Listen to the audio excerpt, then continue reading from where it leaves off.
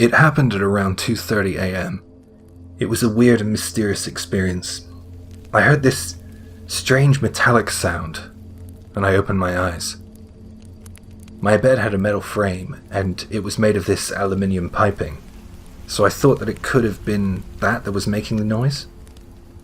It didn't sound right though. It sounded louder than my little bed, and it sounded further away. I began to wonder if I had just dreamed it. So I turned on my lights and I looked around for the source of the sound, but I couldn't find anything. Something made that noise and I couldn't figure out what did it.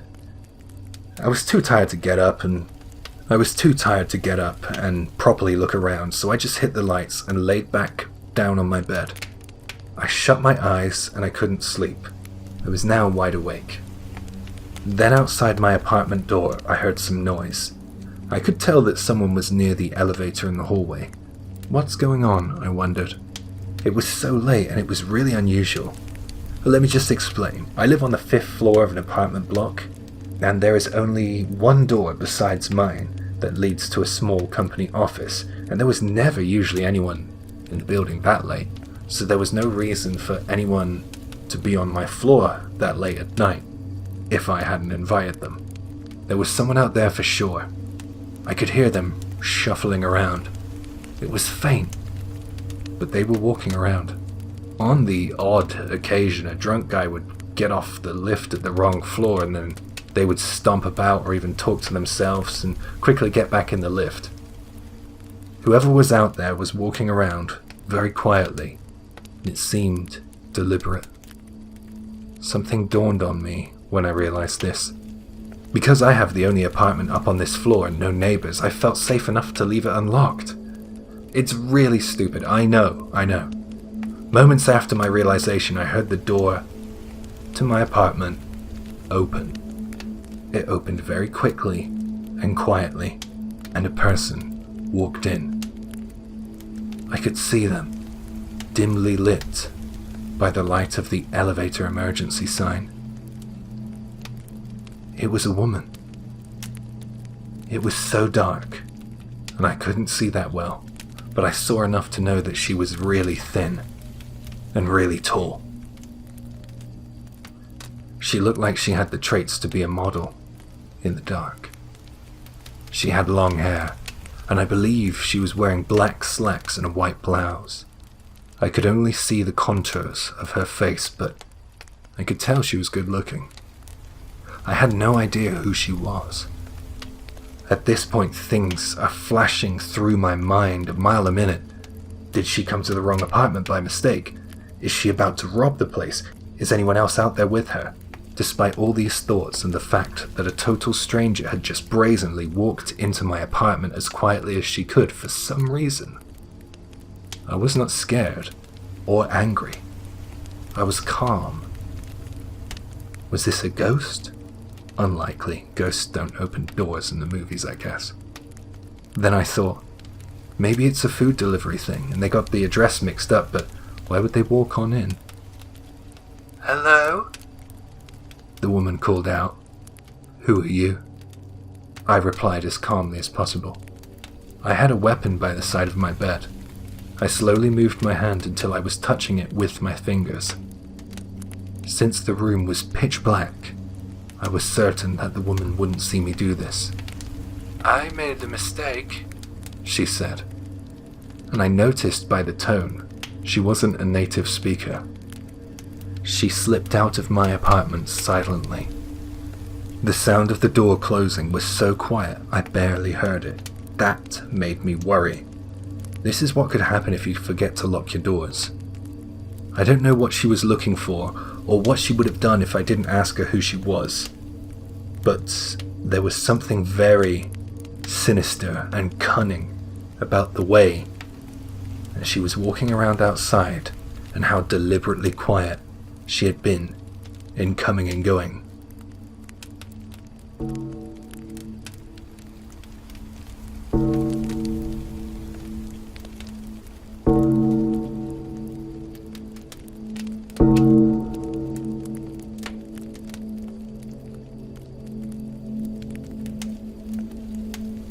This happened about 5 years ago, when I was a high school student. It was summer and a friend of mine from an after-school club came up to me and said, "Hey, I heard from one of the guys about this place that's supposed to be haunted. Everyone's going later. You in?" Hell yes, I was in. I loved anything spooky at that age. So that night at about 7 o'clock we headed to the location. There were 9 of us in total. We all went to the same club and often hung out together. We were heading to the middle of nowhere. There was nothing but flat lands and fields as wide as the eye could see. It was going to be developed into a bunch of new houses. I was all like, "Where the hell are we going, guys?" And then someone replied, "To the park." I started to doubt the existence of this park in this desolate area. But we found it after a few more fields. It was completely run down, and I bet that it was hardly ever used. All you could hear were insects of the night. It was weird to see empty fields and the partially level grounds all around, and then a park smack bang in the middle. It was a little spooky. There was no reason why it shouldn't have been leveled for all the planned construction. Once we got there, my friend started to tell us about the alleged haunting. He said that the swing in the park swings by itself even on days where the wind doesn't blow. I expected to see it maybe slightly sway in the wind, but something crazy happened. It was like it was being violently thrown around in anger by some unseen force. It was amazing. I didn't expect to see anything like that. I thought that it just might be a trick or something. I looked at the guys to see if any of them were, pulling some fishing line or something. I looked over and they were as shocked as I was. I carefully looked at their hands and legs to see if they were moving with the same rhythm of the swing, but they weren't. One of my friends said, "Whoa, let's take a video," and went to pull his phone out of his pocket. He aimed his phone at the swing, and then something really weird happened. The moment he pointed it at the swing, his phone went flying as if someone had slapped it out of his hand. We stood there completely dumbstruck. Any of my friends were planning this prank, then they might have just smashed his phone. I realized that it wasn't a prank. It was real. Everyone looked completely shocked. My friend stooped to pick up his phone in silence, and then we heard a terrible scream. We just bolted it out of there. The screams only seemed to get louder and louder the further away we got from that park. The voiceless screams followed us for about 5 minutes, I swear. We burst into a nearby convenience store to take refuge from what just happened. The store was busy and it served as a welcome distraction. We bought some drinks to calm down. The friend who told us the rumor looked the most worried. He said that he wasn't even sure that we had gone to the right park. It was all a confusing mess. During that summer, everyone talked about that park. All the kids wanted to go there, and myself and my friends went back a couple of times, to be honest. Nothing else really happened, and the rumors just kind of died down. One thing you might find interesting is that a couple of years later, after graduating, I ran into one of the friends who was there that day, the guy whose phone got smacked out of his hand. He said that when he was running away, he looked back, and I guess he was the only one to do so because no one else mentioned this. He said he saw a person with long limbs like a stick insect. He said that it was chasing us, and it seemed like it was almost dancing, teetering, turning and twisting, almost falling at times. The image of a person with long, spindly limbs really sends shivers up my spine. I'm really glad I didn't get to see it.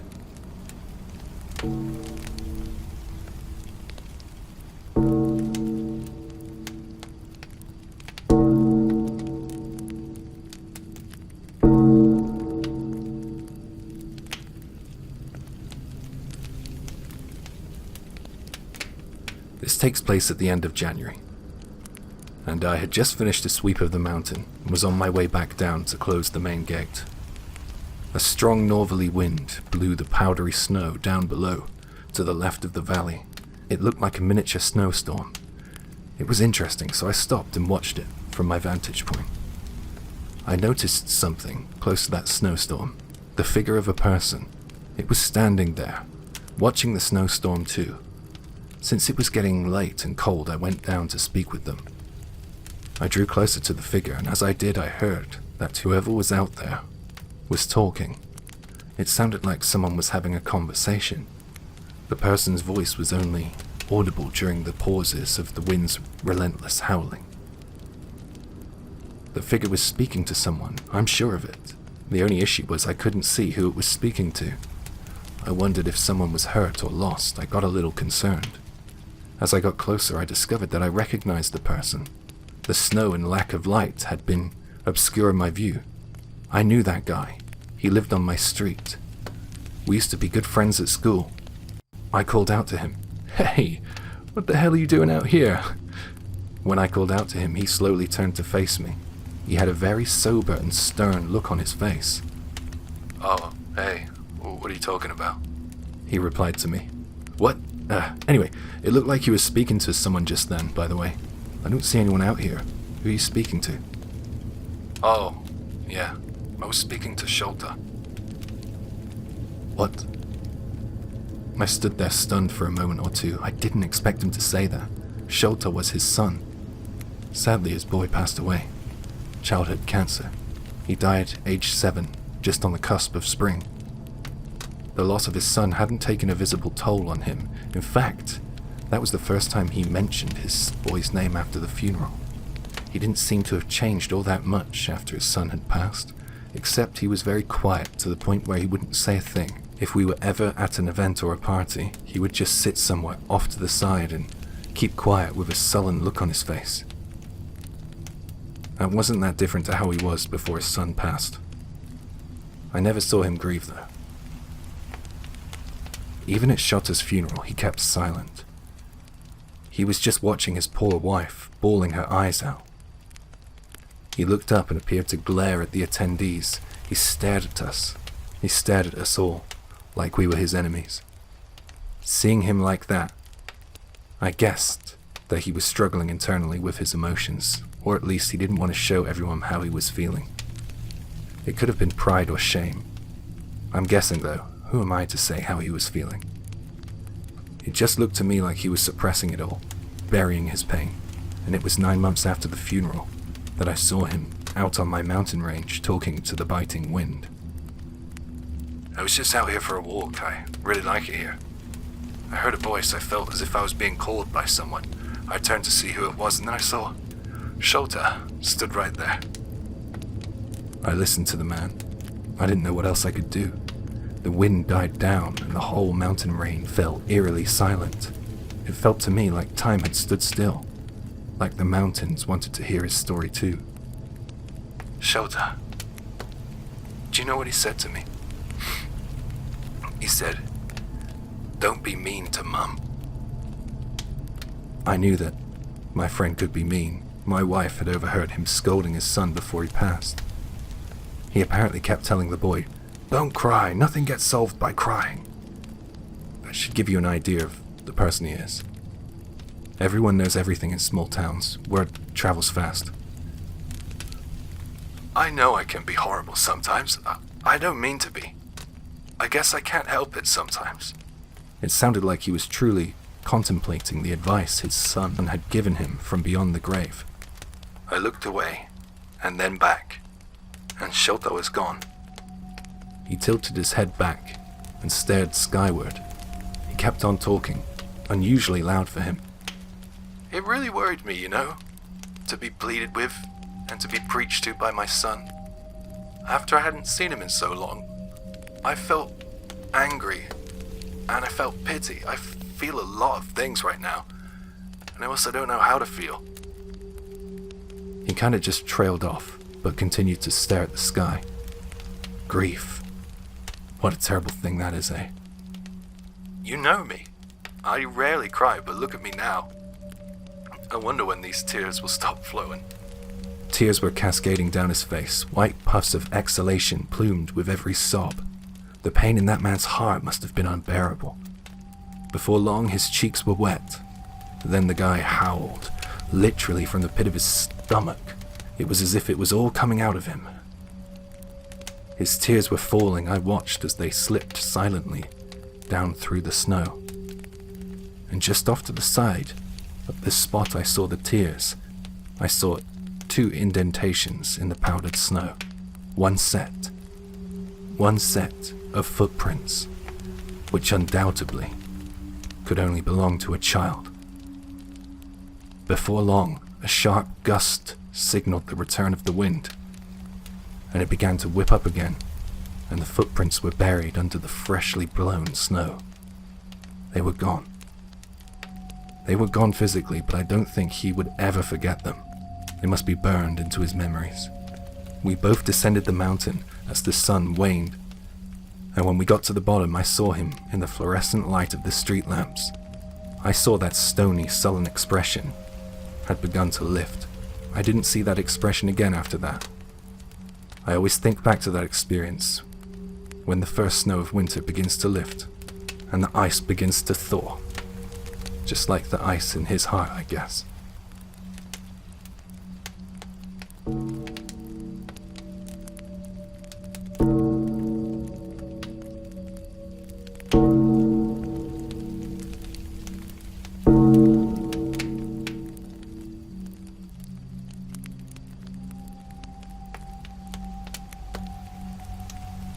This isn't a ghost story, but something which happened a long time ago, whilst I was at university. My friend, who we will call A, was a regular pitcher in the university's baseball team. He was a well-built dude, and he was tall as well. We had a test coming up, and he was in the library, cramming. I was also there. I saw everything unfold. I had the perfect view. The library was nice and quiet, and before I knew it, it was already dark out. There was still plenty of time before the library closed, though. You know those nights late in September, where the night draws in quicker, and it's rainy out? It was one of those. I saw A down there. He was putting his things in his rucksack and getting ready to leave. It was really raining heavily out there. I knew that it would be raining because I checked the weather forecast. A probably didn't check the weather forecast as he didn't bring an umbrella. There were a few left by the entrance of the library. I guess he just thought he could take one since no one was using it, or perhaps someone forgot it there. He was that kind of guy, always taking what wasn't his. He would often ask to borrow things, never having the presence of mind to think ahead. He searched through the umbrellas, ignored the cheap-looking vinyl ones, and went for the biggest one he could find. He said later that he noticed something sticky on the handle. He thought it might be a prank or something. I was stood up because I thought he was about to steal my umbrella, so I was keeping an eye on him. That's how I saw everything. I watched him open the large umbrella he had selected, then a huge boom resounded around the library, emanating from the entrance, followed by the sound of A screaming. Members of staff came rushing over to him. The whole library stunk of a smell not too dissimilar to fireworks. A was engulfed in smoke, and his right arm was alive with fire. The staff helped to quickly extinguish the flames, and A left in an ambulance. He suffered horrendous burns to his hand. The police and fire department came to investigate what had happened in the library. The umbrella was packed full of a gunpowder-like substance they said was found in fireworks. The outside of the handle was coated in some kind of flammable gel, the sort you might find in a camping store. The one-touch button part of the umbrella was equipped with a kind of ignition device, and when that button was pressed, as the umbrella opened, it ignited the fire. What made things worse was the fact that A was wearing a coat made of a synthetic material. The heat of the fire melted his coat to his arm. The day that this happened was a particularly busy day in the library, as lots of students were preparing for various tests. There were so many people coming and going, it was impossible for the police to figure out who had set the umbrella booby trap. There were also no fingerprints on the umbrella. And since the crime seemed to be targeted at no one in particular, it meant that identifying any suspect was impossible. Sadly, A didn't end up pursuing a career in baseball. He went in a different direction due to the nature of his injuries. What a shame. It really makes you think, though, about taking things which aren't yours, doesn't it?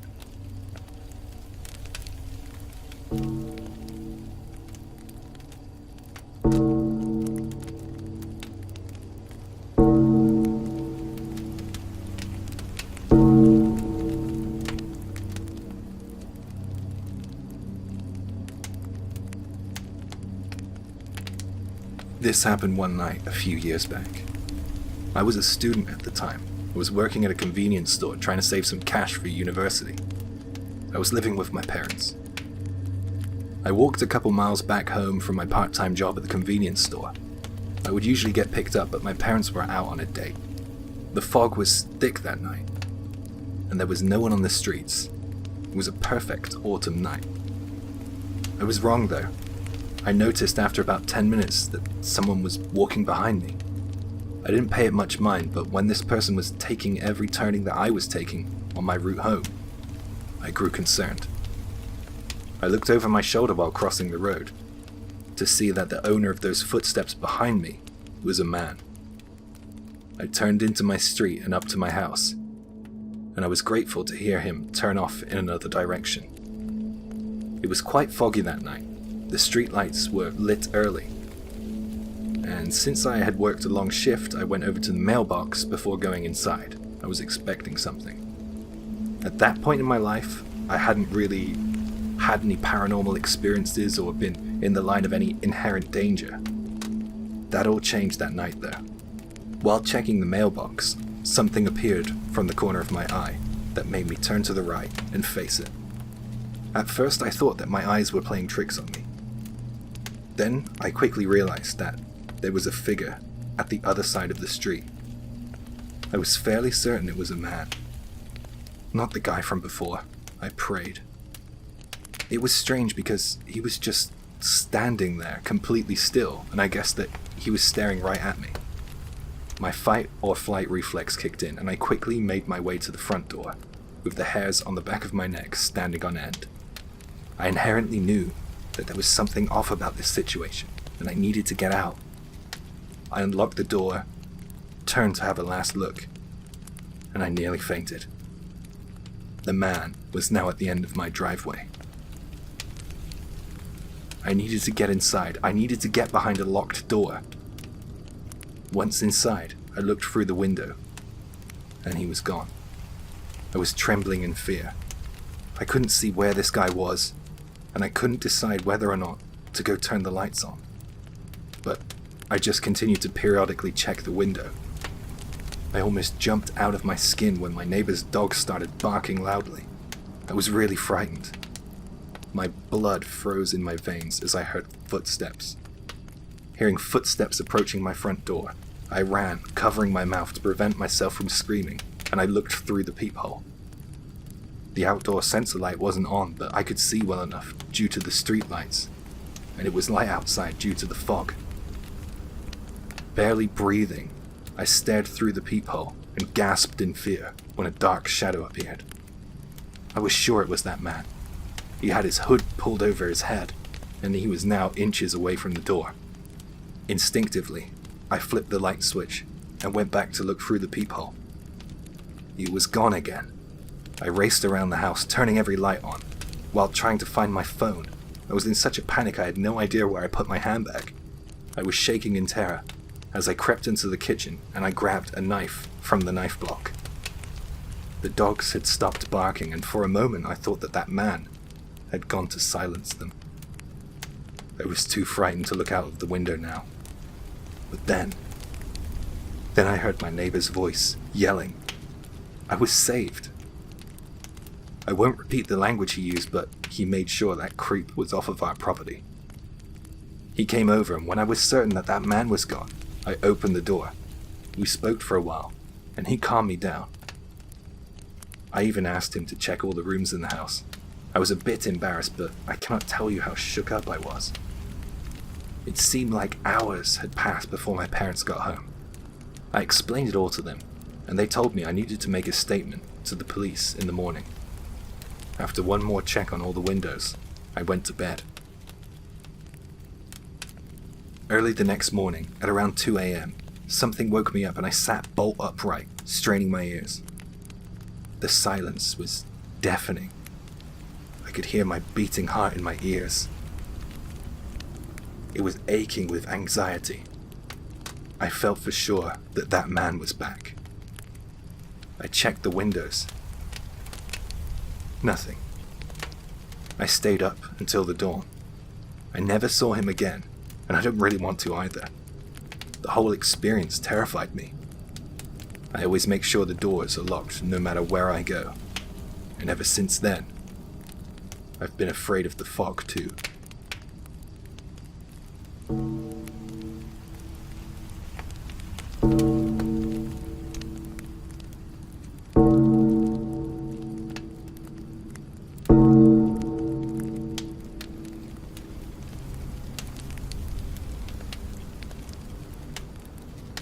I went to a party.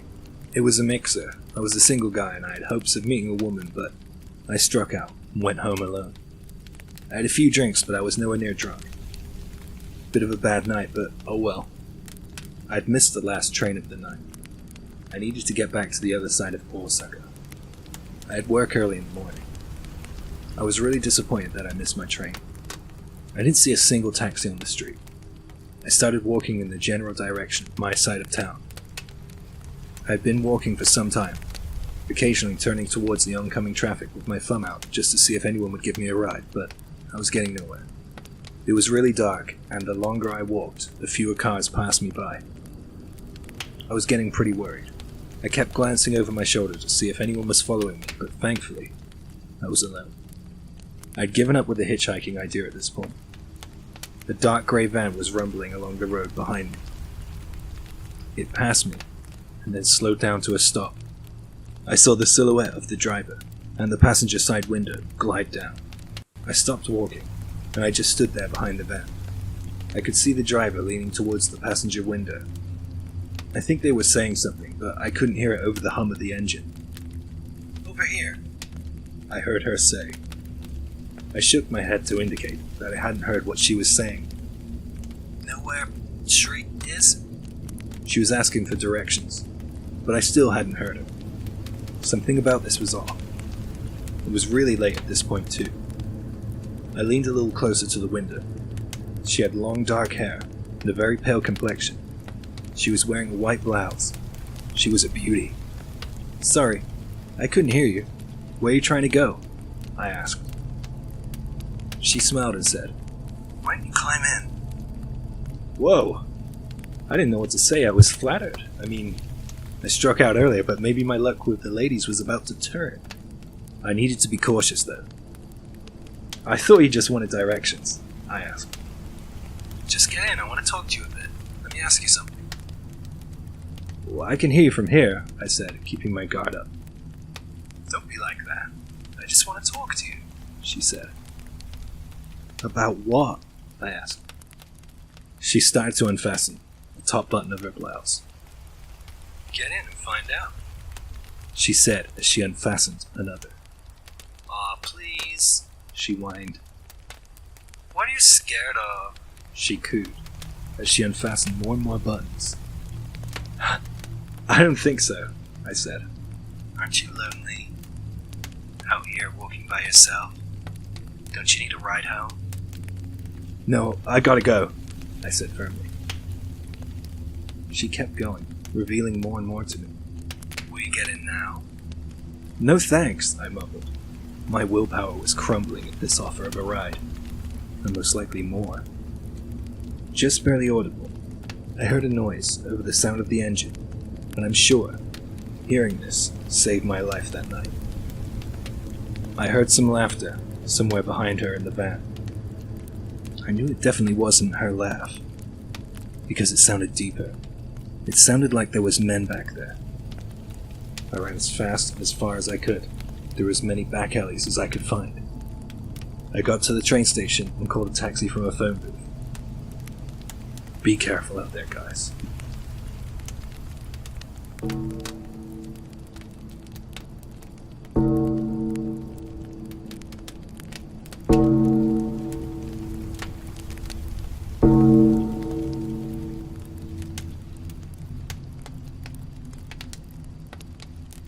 This happened about half a year ago, when my friend called me up and asked for my help to move apartments. He said that in way of a thank you, he would treat me and a couple of other friends to sushi for dinner. Of course, since we were good friends, I said yes straight away. He was moving into a corner apartment on the first floor of a 2-story building. The kitchen was there straight away as you went in, and there was a toilet and a bath in separate rooms, and the living room and the bedroom were a nice size. That night after moving him in, us 4 drank alcohol, ate sushi, and slept on the floor. In the morning, me and the other 2 guys headed back home on the train. I remember one of them said, "Hey, did you see that shrine next to his building? Like, literally next to his apartment? I bet his dumb ass gets haunted." Yeah, I didn't forget those words. I saw my friend again for lunch and I spoke to him about his new apartment. I asked how it was going. He said he was pleased with the location and the size of the place, and then he just trailed off. "What's the matter, man? Something weird going on there? Nosy neighbor. Hey, don't tell me the place is haunted or I might never come back," I said.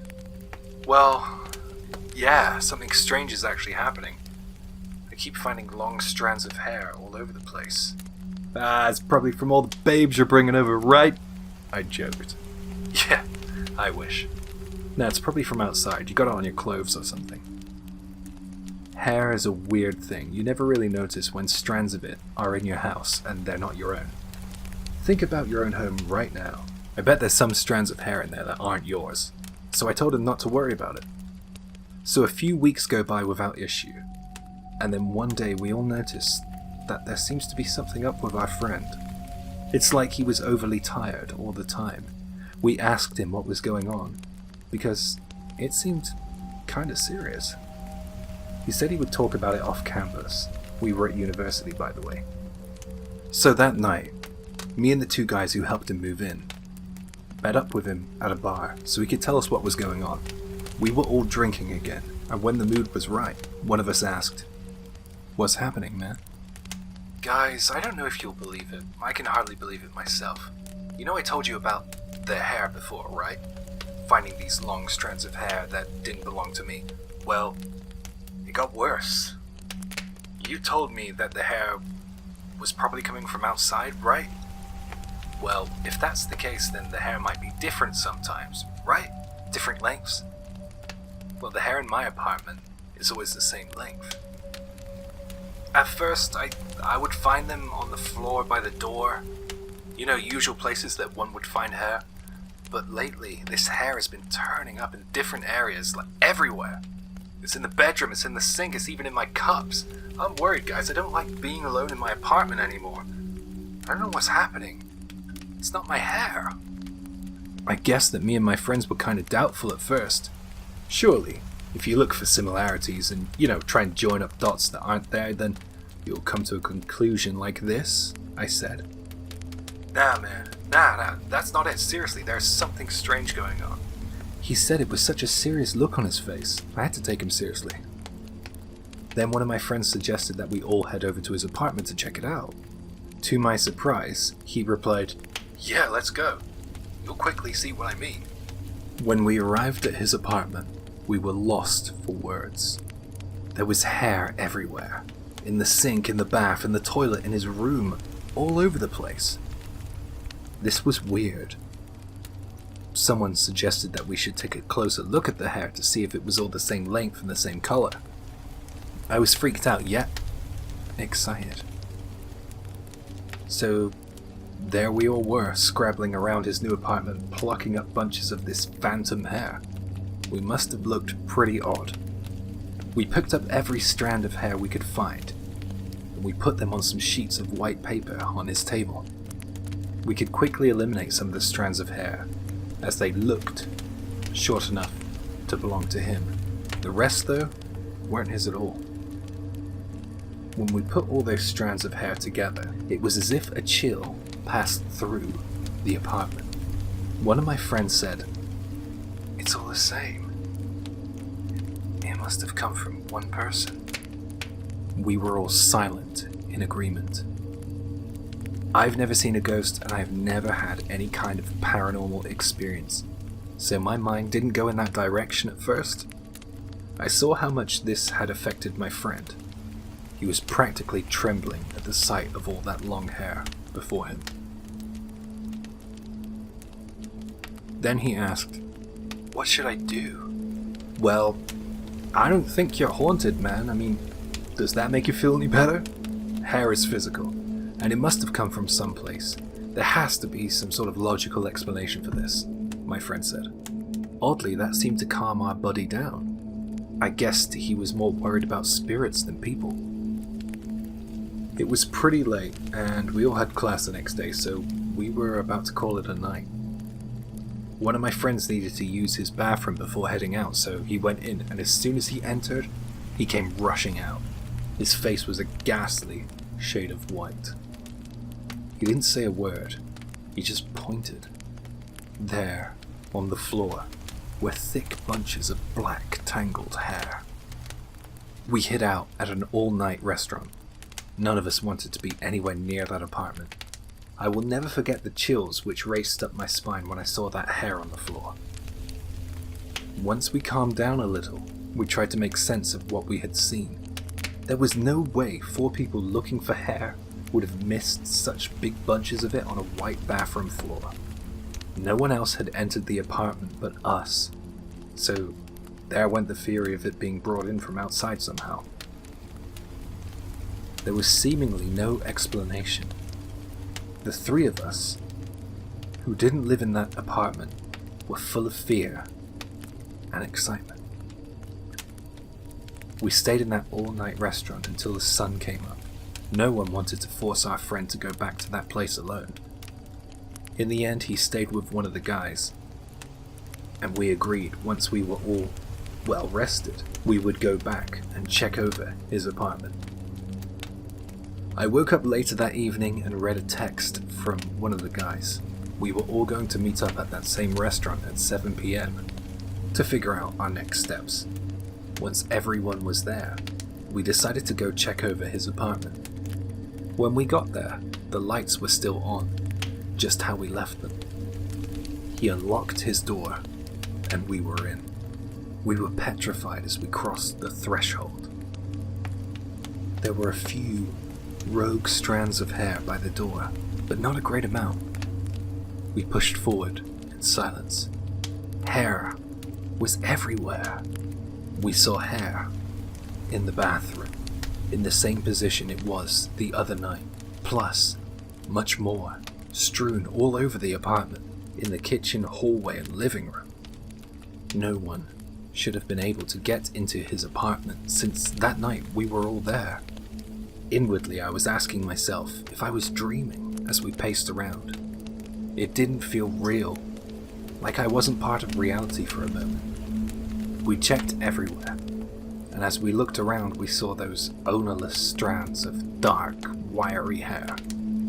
Then, he let out something halfway between a sigh and a scream. The atmosphere was unbearable. I was terrified. We asked him what was wrong, but he didn't say a word. He just slowly lifted a finger and pointed it towards the living room. I followed his finger, and it was pointed towards the frosted glass windows to his balcony. There was nothing in the upper half of the frosted glass window, just his clothesline, with a hanger dancing in the breeze. This can't be what made him speechless, I thought to myself. Then I looked lower, and I saw what he had. There was a shape. A long-haired woman was sat on the floor of his balcony. She was dressed completely in white. The second I saw her, I knew where the hair had come from. This is the horrible thing. I cannot tell you for certain that she wasn't a ghost, or she was a human. All I can tell you is that when I saw her, I experienced intense dread and fear, and I couldn't even see her all that well. Stranger still, no one screamed. We all just stood there, in horror pleading that the phantom woman did not notice us, yet believing deep down that she did. No, instead of screaming, we just silently backed out of the room and the apartment. After that, our friend stayed with us for different periods of time until he could move out of that place. We had many opportunities to go back to his place and help him collect his things since he was adamant he wouldn't go alone. I suggested we try and purify the place, so we put a bowl of sake in the corner and a dish of salt in another corner. One time we went back to get some of his things, we noticed that the salt had solidified and the sake had turned a dark color. This may have been due to humidity, or perhaps that mysterious woman. And of course, there was hair. Still, everywhere. In that apartment. My friend moved away, and has no issues to report. We never found out what was going on with that apartment. But I don't think it was a coincidence that a shrine was close by.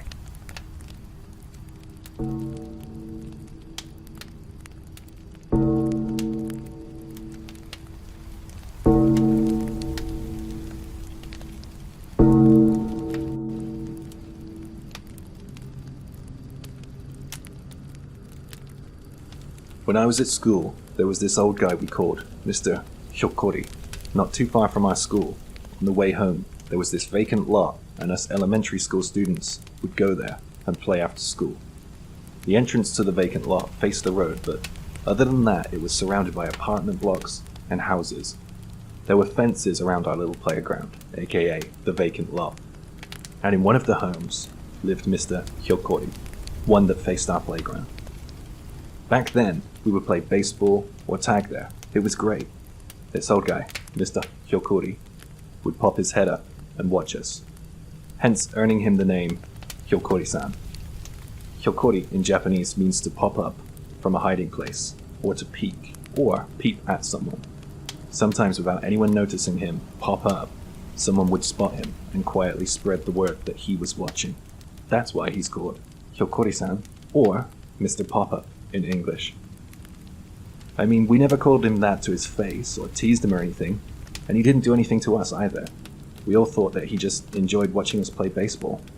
He was strange looking though. He had these sunken eyes. They were really gloomy. To me it seemed like his eyes, eyebrows, and beneath his eyes formed a kind of figure of 8. I swear as well, we could never place the expression on his face. It looked like he was perpetually between laughing and crying, between deep concern, yet on the verge of giddy laughter. A new kid would come along to play with us in our makeshift playground, and they would always remark that Mr. Popup was creepy, but eventually they'd get used to him, just as we had. It came with the territory, and I guess feeling his eyes on us now and then was a small price to pay to play uninterrupted.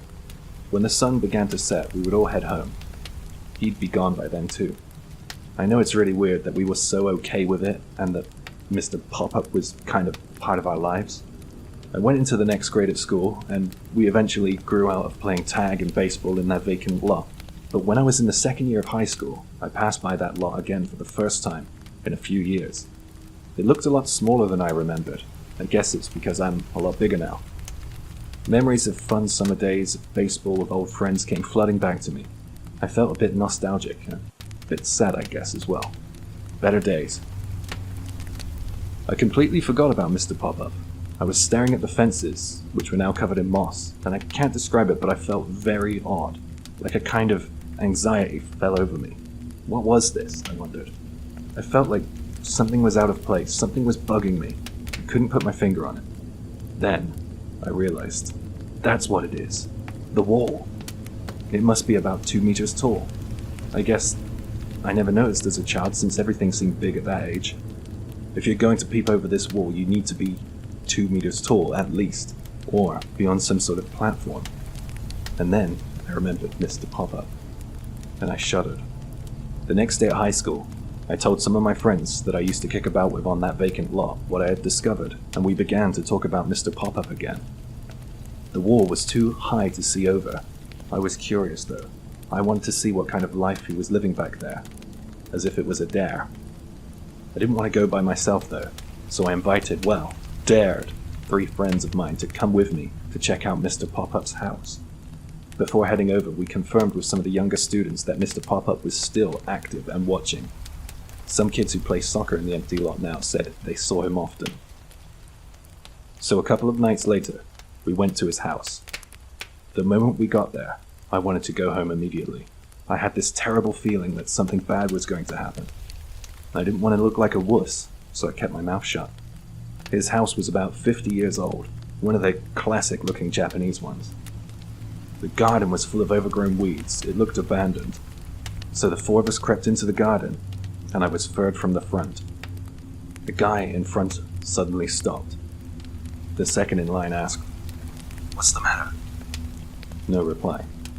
The guy in front gestured towards something.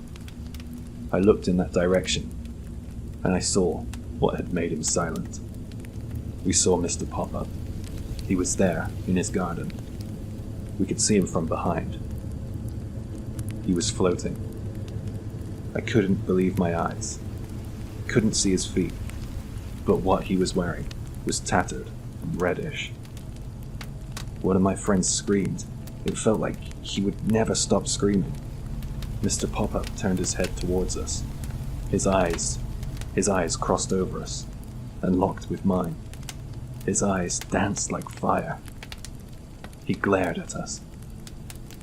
I couldn't stand it any longer. I ran for it. We all ran for it. We ran back towards our high school. I don't know why we did that. Since that night, we have never returned to the vacant lot. Kids at school still say Mr. Popup is watching them play.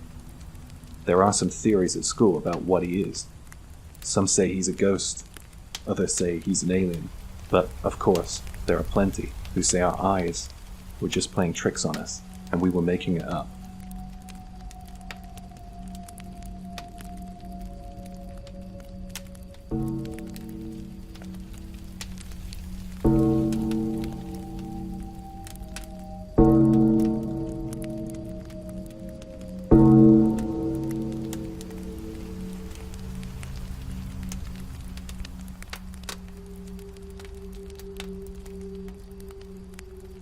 I can't remember how old I was exactly, but I remember that I was in the lower years of elementary school.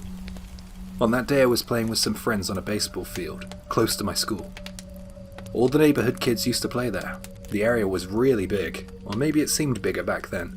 Surrounding the baseball field, on all sides pretty much, was a dense forest.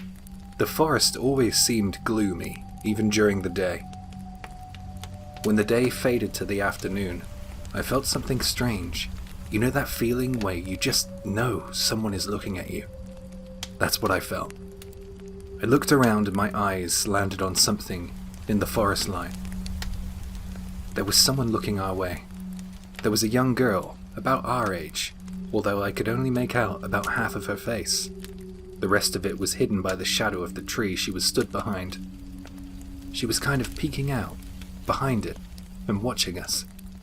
I didn't realize, but I guessed that she might have been watching us for some time, so I decided to invite her to play with us. I called out to her, but she didn't respond.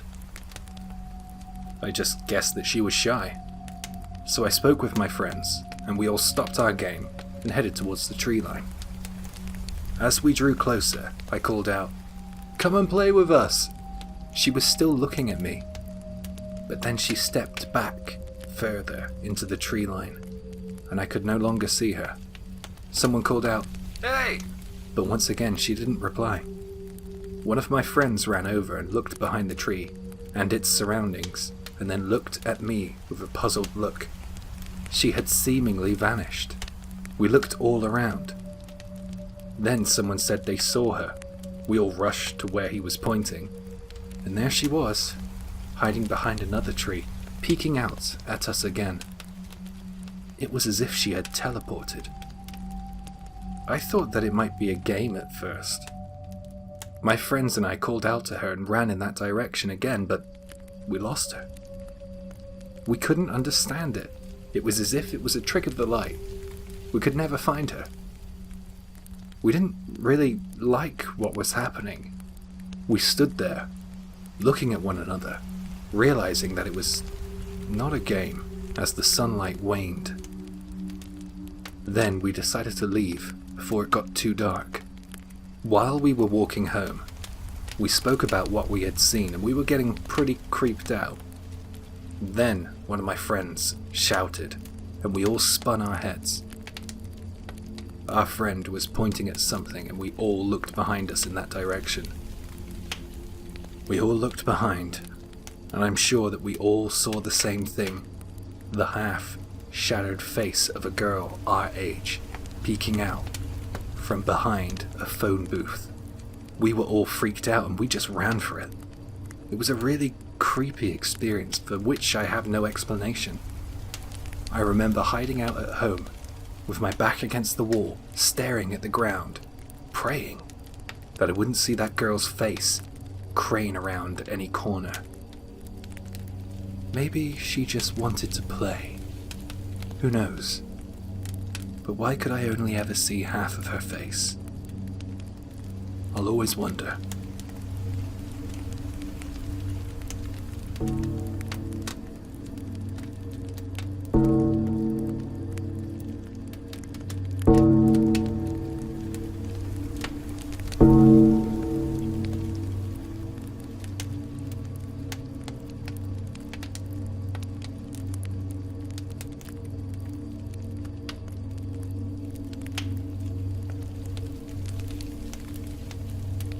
About a year or two ago, I was with my partner driving along the highway, and we were both really tired. We had hit an awful lot of traffic en route, and it was getting harder and harder to keep our eyes open. So we decided to get off at the next available turning to look for a hotel. We found a love hotel near Lake Sagami in Kanagawa. It was already past 2 a.m. There were loads of rooms available since it was a weekday and not a national holiday. Also, it was kind of in a rural place. Maybe that was why it wasn't busy. I was glad because we had our pick of the rooms. We were both so tired, all we wanted to do was get some sleep. We selected our room and got the key. It wasn't the best looking hotel, but it would have to do. We went up to the room and pretty much got in bed. I must have fallen asleep pretty quickly because the next thing I knew, I was waking up. I could hear a noise. It was so irritating because I was so tired, so I just tried to ignore it. The sound wouldn't go away though. I was lying on my back staring at the ceiling, and all that I could hear was this kind of shuffling noise. I lay there listening to it, and then a secondary noise began to accompany it, a kind of clanking, rattling metal sound. It sounded far away, and I really didn't want it to occupy my brain space, so I returned to trying to get some sleep. My girlfriend was there sleeping next to me. Something about those noises, though, weirded me out the more I thought about them. So I sat up in bed. Somehow I expected that this would help me listen to the noises easier. Next, I got up out of bed. I tried to figure out where the noises were coming from. At this point, my eyes were pretty well adjusted to the darkness of the room, so I didn't bother turning the lights on. I moved towards the door and I figured out that the sound was coming from outside in the hallway.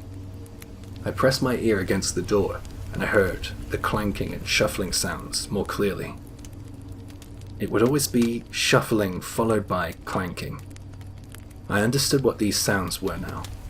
They were the sounds of shoes, someone walking, the shuffling, and doorknobs turning, the clanking, the rattling.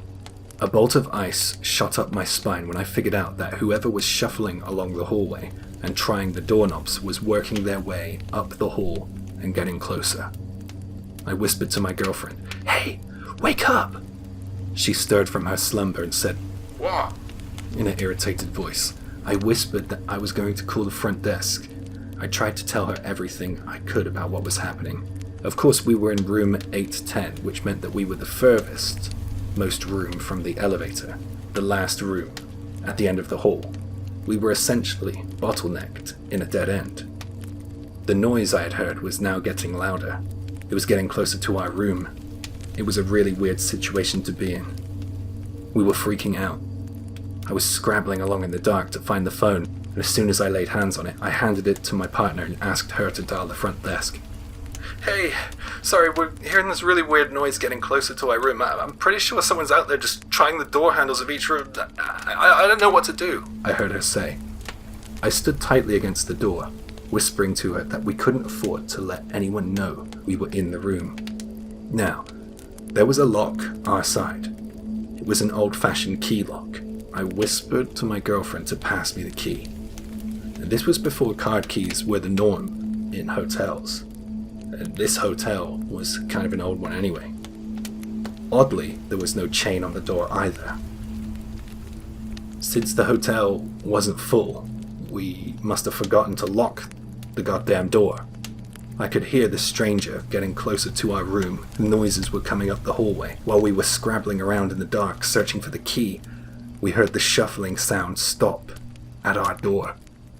I heard the sound I was completely familiar with at this point, the clanking and rattling. It was the sound of our hotel room's door knob turning. Panic gripped my heart. I ran from the bed to the door and put my weight against the door. I held the doorknob with both hands to prevent it from turning, and I put my right foot flush against the base of the door. I shouted some threats I won't repeat to try and intimidate whoever was behind the door. My threats seemed to mean nothing to them, as they were still attempting to get in. It was so unbelievably terrifying I cannot put it into words. My girlfriend was cowering behind the bed with her hands covering her head. She was screaming in horror. I was putting all my power into holding onto the door handle and screaming at the intruder. I realized I was losing the battle. The door was slowly opening. The gap was widening 1/2 inch, then 1 inch, and then 2 inches. It got to about 20 centimeters. The gap revealed the face of the intruder. It was a man wearing a face mask. He had long, dark, wet hair. It seemed to cling to his face. His eyes were completely focused on mine.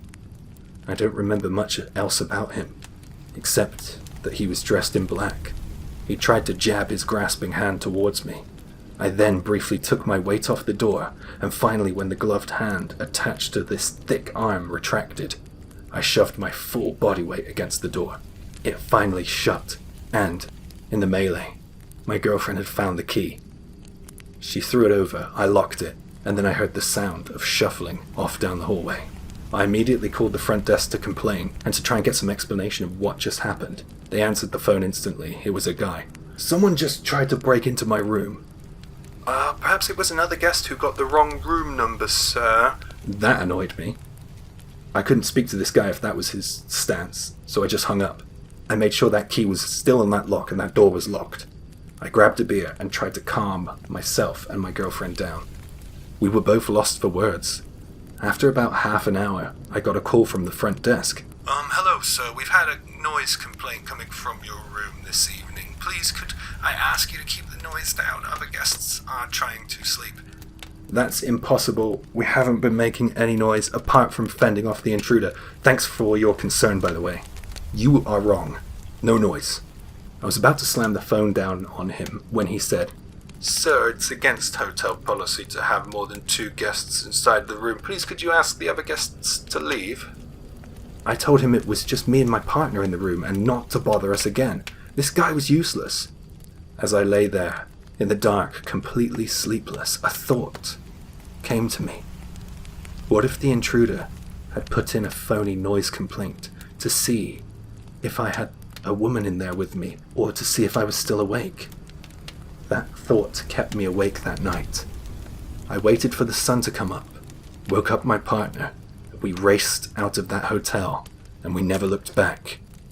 I really don't understand what happened that night, but it was the scariest night of my life.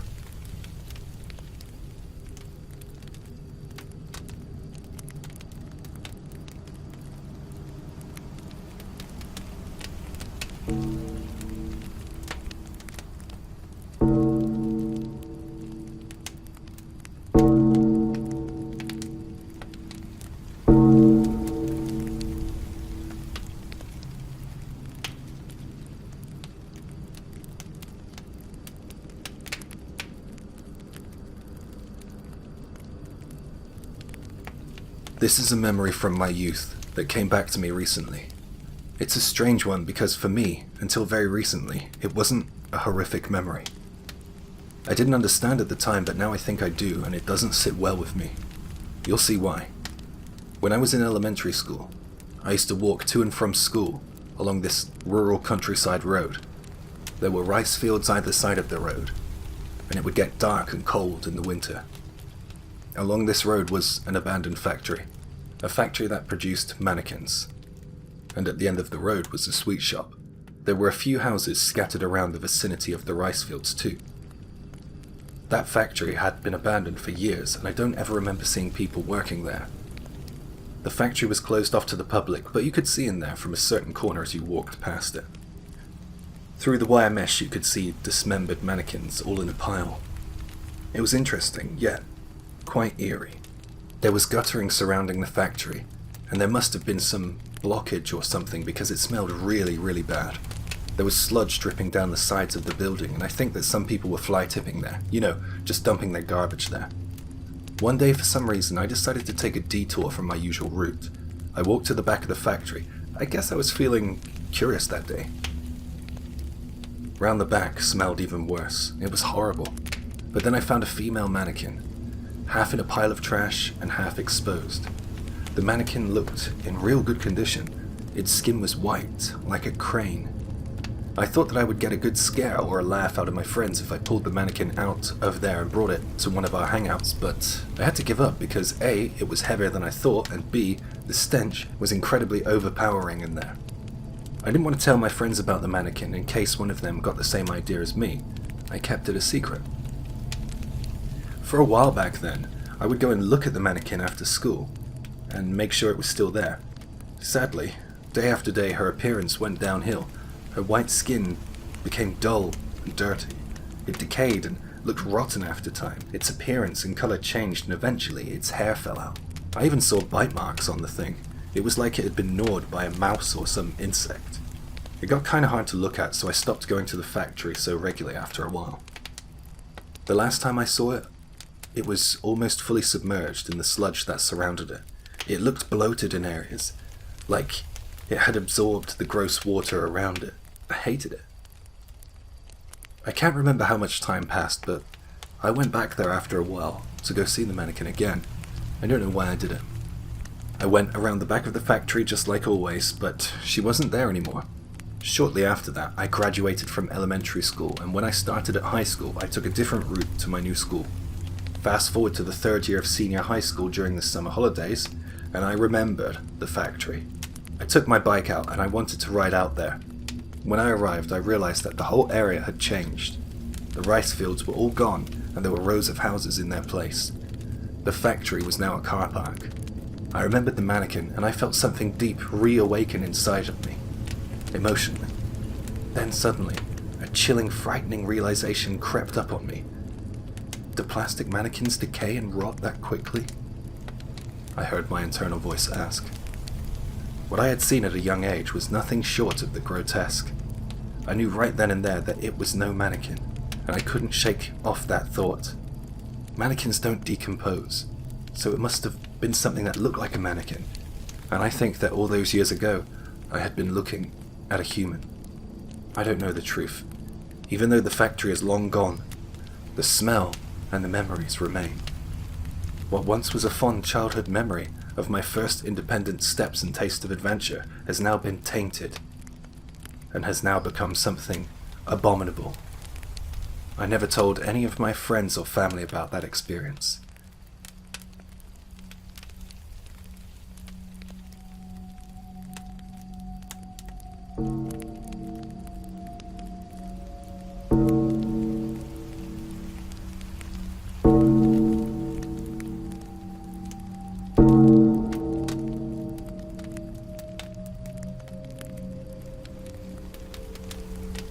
This happened about 20 years ago, when I was at high school. Our family had just moved into a brand new building. Every day was full of excitement in our new home. We used to live in a small apartment, but our new home was very spacious. It was amazing. Our new place was on the ground floor. It came with a garden. Even though it was small, I loved it. Opposite our garden was a big apartment block. We could see people coming and going, up and down the corridors to their homes. After a few weeks, my mother said, "Oh, the underwear I hung out to dry in the garden is gone." "Ew.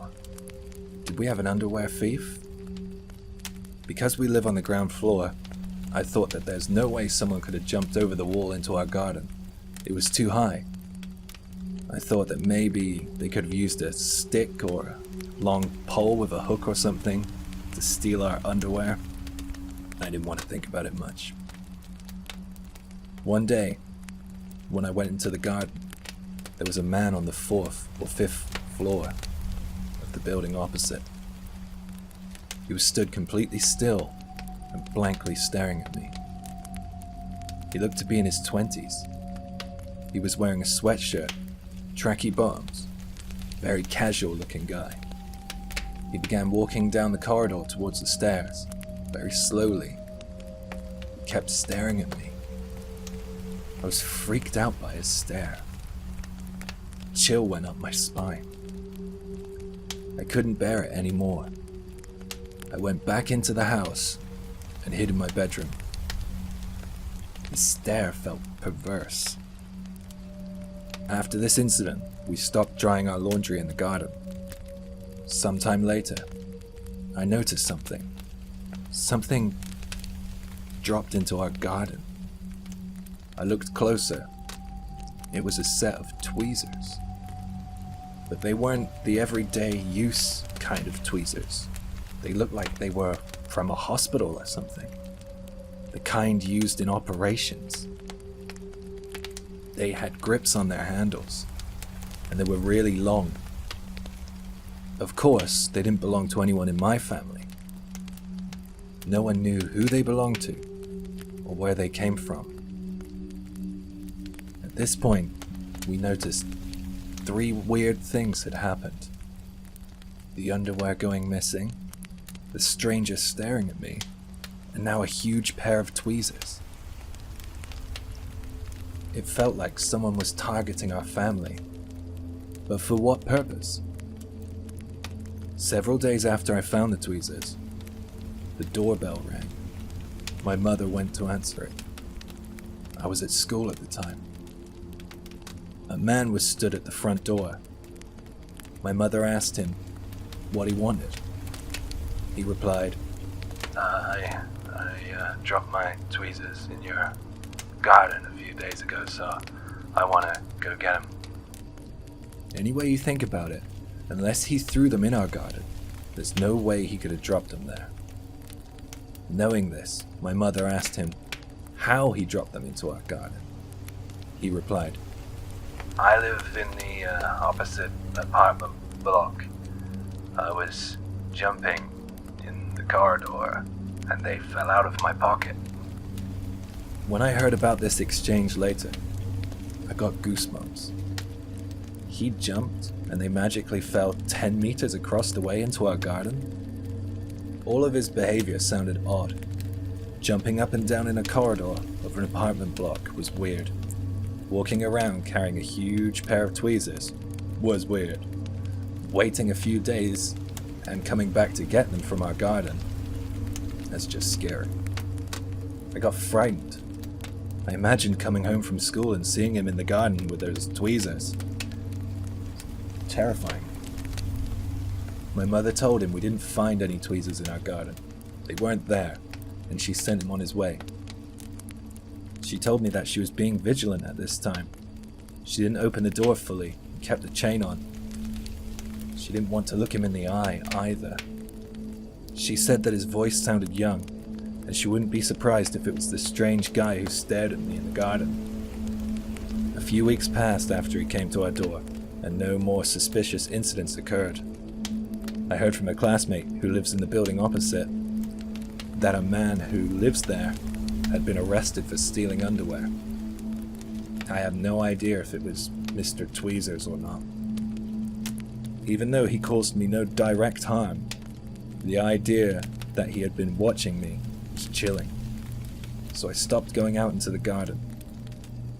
If I had to go into the garden, I would make the time I spent there as short as possible. This incident shocked me. It ruined all the joy of moving into a new house. Since then, whenever I have moved house, I have never chosen to live on the ground floor.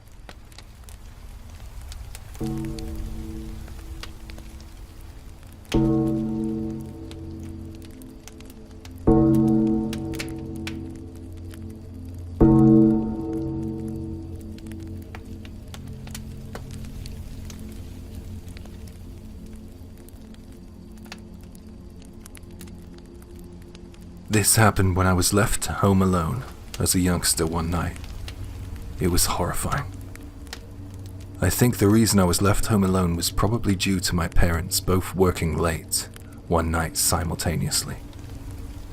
My family home was opposite a national highway on one side, and on the other side it faced the sea. It's a very rural place, like literally in the middle of nowhere. That night I was watching something dumb on TV quite late. Whenever my parents were out late, they always told me to take myself to bed on time, but I never did. I just stayed up late. That night, like I say, I was watching some late-night variety show in the living room. My cat was with me, being lovely and fluffy as usual. Suddenly, I heard a knock at one of the windows of the living room. It came from the side of the house that faced the national highway. It sounded kind of deliberate, kind of like this. It was kind of windy out that night, so I guessed that maybe a tree limb or something tapped the glass. I don't know, out in the countryside you tend to hear all kinds of things late at night, and I guess you grow to live with them. I just kept right on watching TV without worrying about it. A few moments or so passed and I hear something else.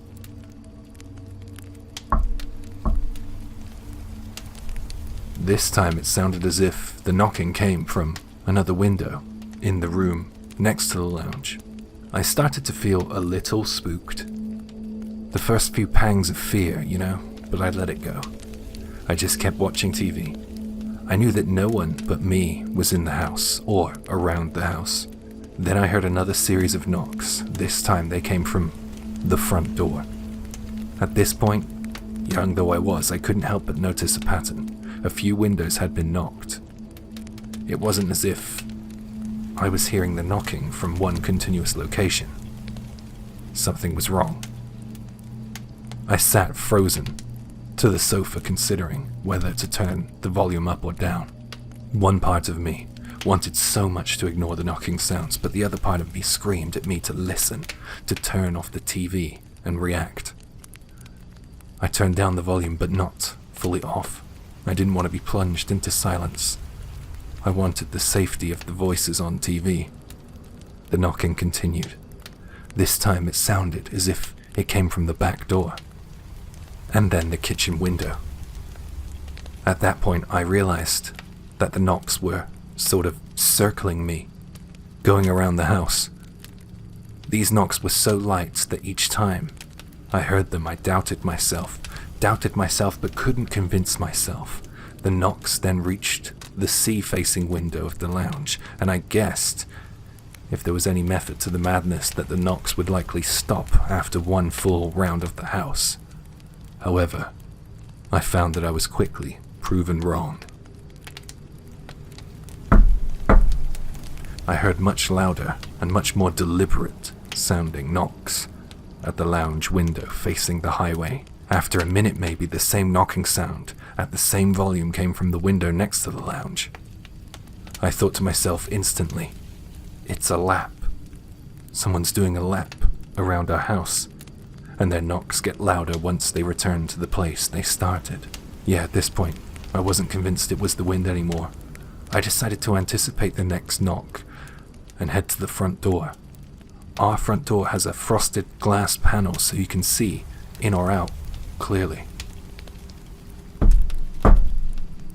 The knock came clearly at the front door, but I couldn't see anyone there. I looked outside the downstairs bathroom window, but again I couldn't see anyone.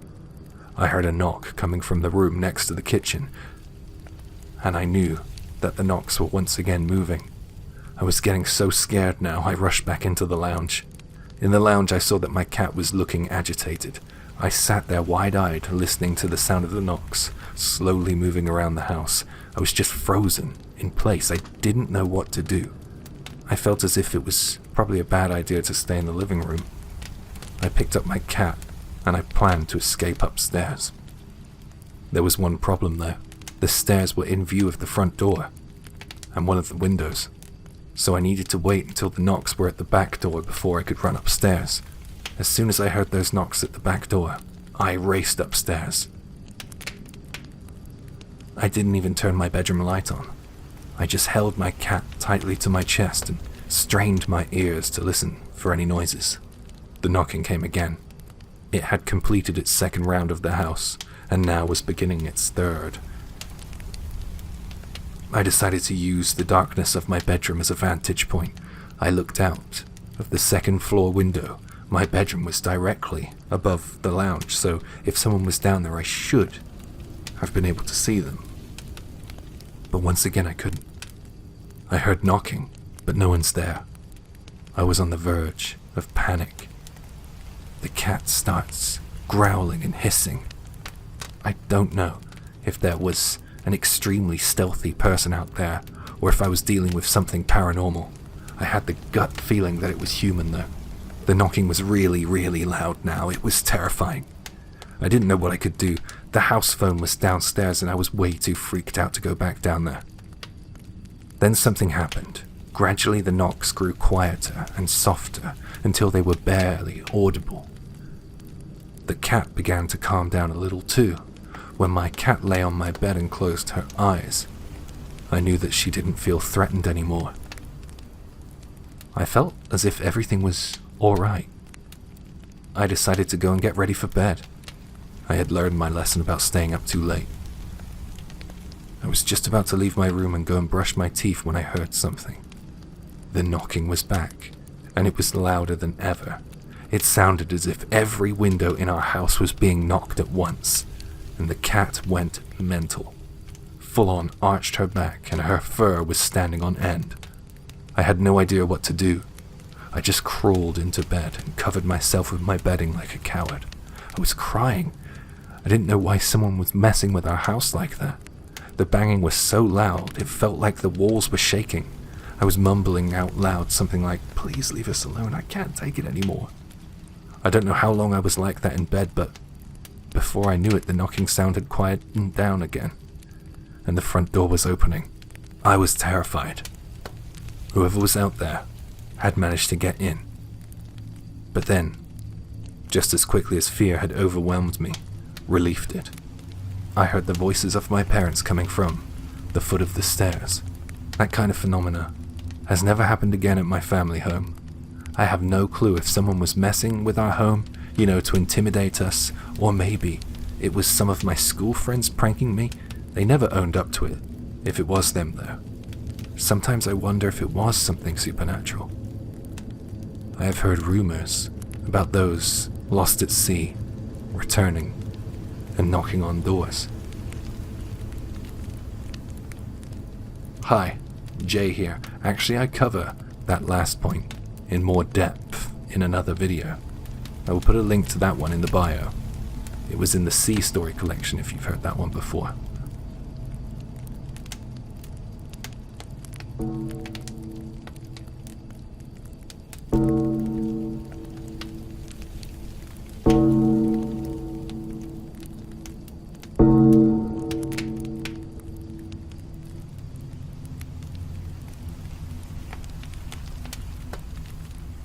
This happened when I went mountain climbing in the Kanto region. I love mountain climbing. I don't mind going by myself. In fact, I enjoy it that way. I mean, I didn't go up crazy high mountains alone often. I just did manageable ones. Mountains that wouldn't take more than 3 or 4 hours to climb. On the day in question, I headed out early in the morning. It was a weekday, so there were barely any people out but me on the mountain trails. As I said, the mountain wasn't particularly high, but it did have some very steep slopes, which were about halfway up the mountain. In these steep parts of the trail, jagged rocks jutted out of the mountain, making it a formidable climb. The left side of the trail is a mountain ridge, and the right side is a mountain cliff. Everywhere in between is covered in dense forest foliage. After about 2 hours or so, I reached the middle part, the part I mentioned with the steep slopes and the jagged rocks. When I got to that part, I felt, I don't know, weird. I felt as if something was in the air, like a change in the atmosphere. I don't know, maybe that feeling when you know it's about to rain or storm? However, in my case, the air seemed to stand still. The leaves of the trees seemed to stop shaking and silence fell all around the mountain. I suddenly felt as if there were eyes on me, as if someone was watching. I scanned the dense forest and my eyes fell on a figure. It was a man. He was a few dozen meters ahead. He looked completely out of place. He didn't look like he was dressed to be mountain climbing at all. He was motionless, and he just looked eerie. It was really strange and a frightening standoff. He just watched me. He was hardly wearing clothes. It looked like he had been out in the woods for a long time. I felt his cold gaze. It felt inhuman, yet so anciently human. After a few moments, he slipped into the forest and out of sight. That guy, even though he did nothing to me, he really freaked me out. I mean, it looked like he was living out here in the mountains. Like he was feral. I was halfway up the mountain. It wasn't as if I could stand still and wait for things to get less freaky for me. I had only one option: keep moving. So I kept climbing. I did see another climber on the mountain range, but he was dressed nothing like that other guy I saw. He didn't even look like he was the same build as the other guy. He just looked like a typical climber. He even had one of those metal canes climbers sometimes have. Basically, what I'm trying to say is he looked completely different from that creepy guy I saw earlier. Because I was at the slope element of the hike, I could see ahead of me for a good ways. There was no one else around. Also, that meant that I couldn't see where that feral-looking guy went. And just because I couldn't see him, it didn't mean that he wasn't around. Needless to say, I got the hell out of there as soon as I could, and I maneuvered myself as far away as possible from the point where I saw that weird guy in the woods on my way down. Now, I might take a weapon with me next time I go that deep into the mountains, because that incident really freaked me out.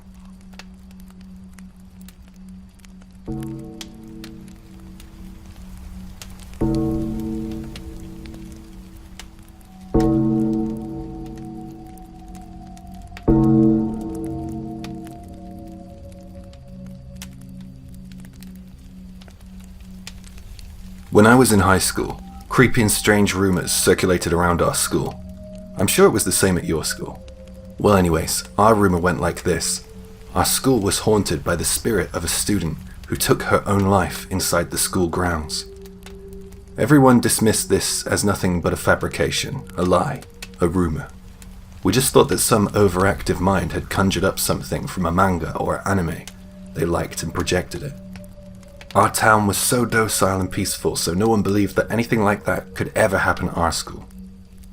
I was under the impression that most of us students didn't even give the rumor the time of day. But one day, someone mentioned it, and I decided to listen in. There wasn't much news and gossip out in the countryside anyway. I enjoyed escaping the boredom. The conversation I heard went like this. I've heard that if you go into the girls' bathroom on the west wing of the second floor, you will sense her presence, and perhaps you'll even see her. Well, I saw the ghost behind the gym. I heard that it's the spirit of a girl from the Showa period. The Showa period spans from December 25th, 1926 and January 17th, 1989. It wasn't long before the rumors about the ghost had arrived at the stage where encounters, self-claimed concrete evidence, and physical descriptions were being discussed. I don't know about anyone else, but I started to make up little details to add to stories I heard when I passed them on. Mine was stupid though. I said that if you sprinkled a certain popular drink around yourself, then it would save you from being possessed by her. I didn't expect people to believe that they were victims of her possession, but we were all doing this little sprinkling ritual to make sure we weren't going to be one of her victims. It was silly but entertaining. Then someone in our class said that something grabbed her hair and pulled it while she was using the bathroom in the west wing of the second floor. She was crying as she told us. I thought this was all part of the act, so I asked her outright, "Are you sure that you didn't just catch your hair on something and felt like it got pulled? I mean, you do have long hair. I thought that my classmates around would be of the same mind, but there was nothing but a hushed silence which seemed to indicate to me their belief in her story. There were no smiles, some whispered and mumbled and then left. After that day, the number of victims of paranormal activity increased. There was a boy at school I wasn't friendly with who also didn't believe in the ghostly attacks. He called it stupid, and I was pleased that there was at least one person on the same page as me. But one day, he seemed to have gotten himself an injury. He stopped calling the paranormal activity stupid after that. I was alone in my belief that it was all make-believe. Students would show different bruises and marks. It seemed like each of the phantom attacks differed from student to student.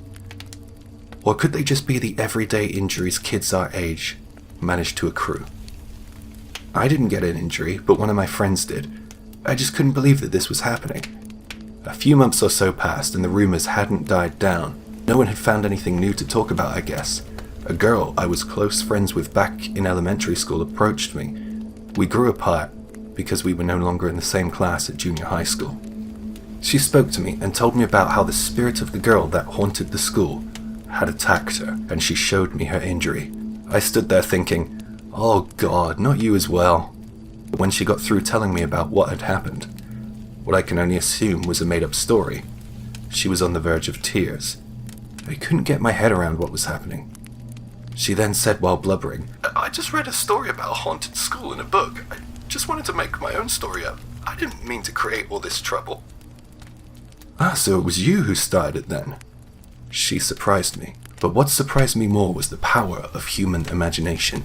I mean, all these students were convinced that they had been attacked by something otherworldly. Personally, I don't believe it. I think that it was nothing more than mass hysteria. I graduated before I had a chance to put the mystery to bed. Sorry it's not a scary story, per se. But, who knows? Perhaps if you believe in something in a group with a collective consciousness focused on the same thing, maybe that gives something the power to manifest itself. Maybe we brought something forward by believing in it enough. The power of imagination is fascinating. I can't help but wonder if at least one student might have been telling the truth about a sighting or an injury.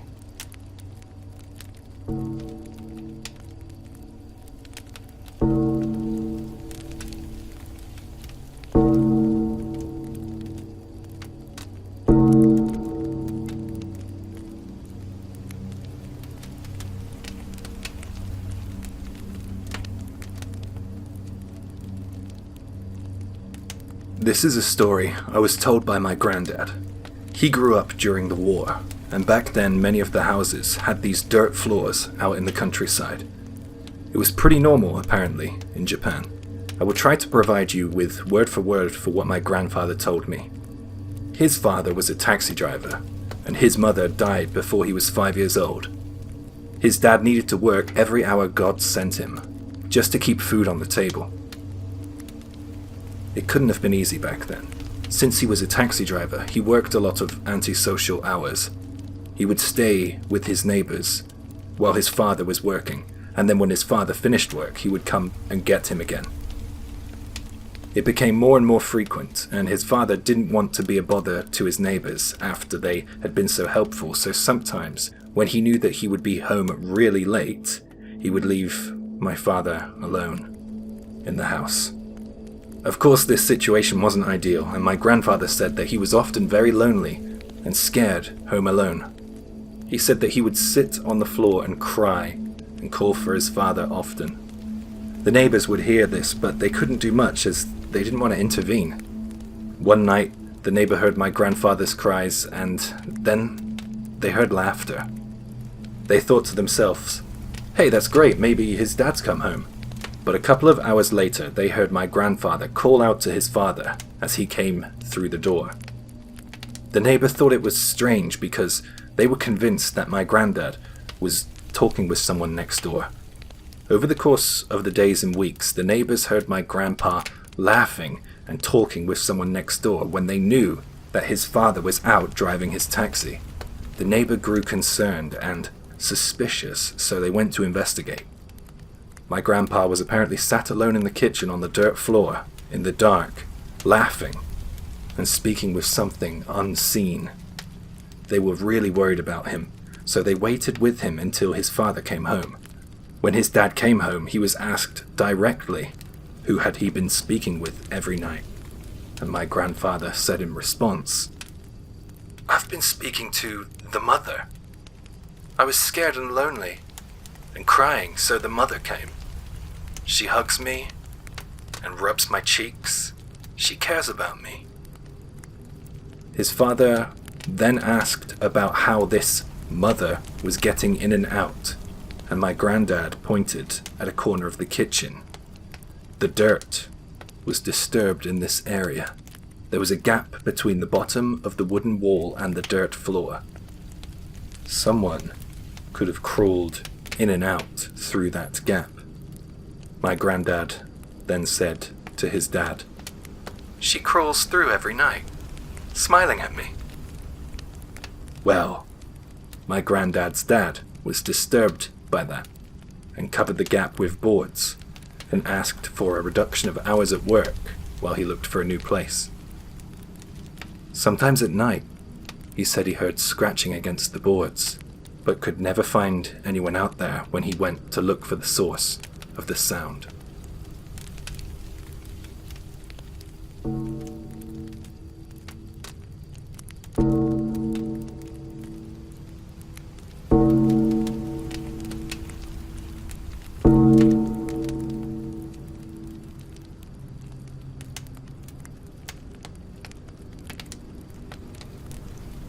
This happened after my father died.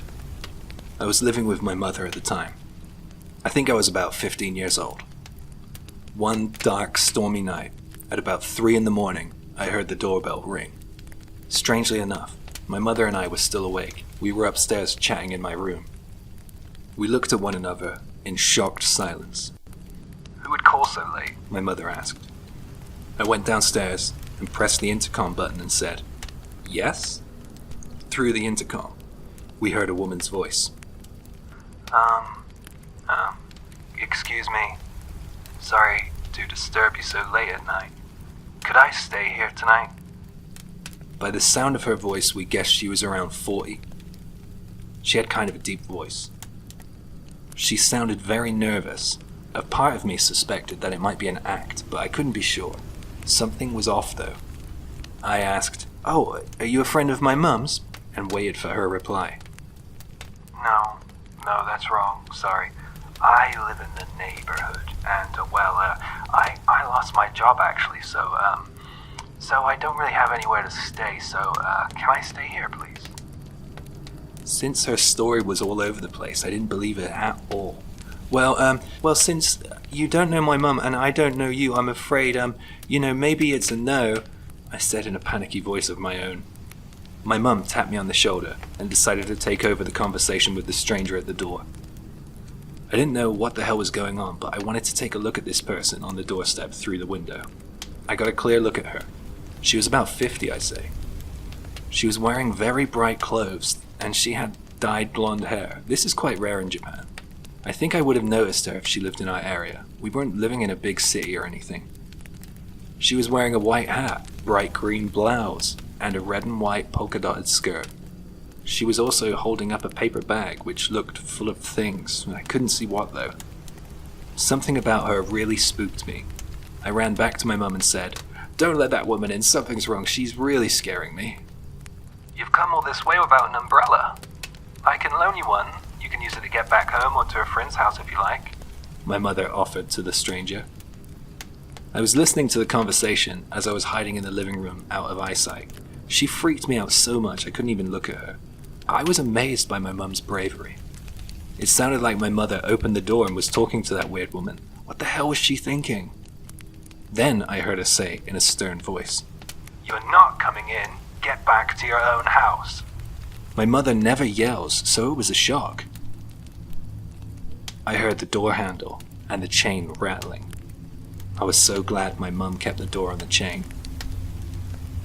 I heard my mum screaming at the woman to get away from our house, while the woman was throwing her body weight against the door. And there I was, a 15-year-old, crying like a baby. I could hear my mum pushing against the door, and as I finally came to her aid, it slammed shut. She edged backwards from the door towards me. Mum was out of breath. She whispered to me, Just like you, I thought she's crazy. This is pretty crazy, right? Sorry about tonight, are you okay? I told her that I was okay, and I asked if she was okay.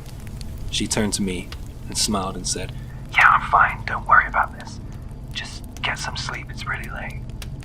Then the doorbell started ringing like crazy, and the door handle was rattling again. It sounded like the weirdo outside was hammering on the door with her fists.